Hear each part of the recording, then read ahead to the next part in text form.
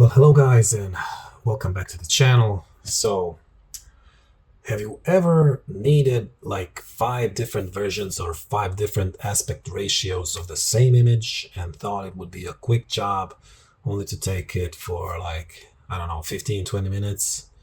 Because I often run into these problems when I'm like uploading some of my tools or add-ons or preparing something for social media. And this task that in my mind, it looks like it should be a simple thing. It turns into cropping, resizing, repositioning, renaming, and exporting every version separately. And it takes me too much time. So I created a tool that I'm going to show you today. It's called Image SizePack, and I will share it with you. It's not free, but it's a one-time purchase and has no subscription. And you will not only be paying for this tool, but you will also be supporting me and my channel and a lot of tools that are going to come in the future, and all the ones that I already creating. Yeah, so let's get into it. So it's a simple HTML file. You will open it with your browser. So just click on it like this, and you will get this screen where you will simply drag and drop right here the image you want to use for these operations. And so this is the image. It says how many pixels does it have, and then you can add outputs. You can create your own output, let's say portrait, and then you can put exact pixels, or you can put aspect ratios 9:16, and the longer side needs to be 192. And you can put the color of the background. We're gonna put black because if we ever want to have like these black bars or something like that. Either way, and that's it. You can save it as JPEG, PNG, or WebP, and that's it. And now we have this. You can add as many as you want. You can say landscape. Let's make it this long landscape, like let's put 2000 by 1000, and let's keep the background white this time, and add output. And you can see that right as you practically create these outputs, you can see a small preview, and in this preview you can move the image to place it where you want to. Here also, and you can reset the movement and the scale. You can zoom out if you want to have these black bars. The same works with the scroll. So if you scroll, it's like zooming, as you can see.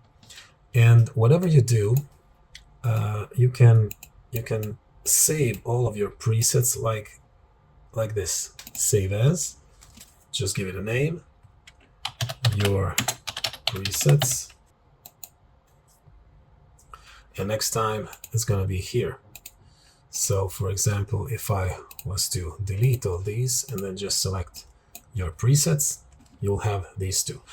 So these are the presets that you create, and you will have to export them if you want to use them somewhere else. So you export them. Let's just export them right here, for example. And now if I, for example, want to remove my sets, and you see I don't have them anymore here, I can import them exactly where I left them, which is here, and then they'll be back.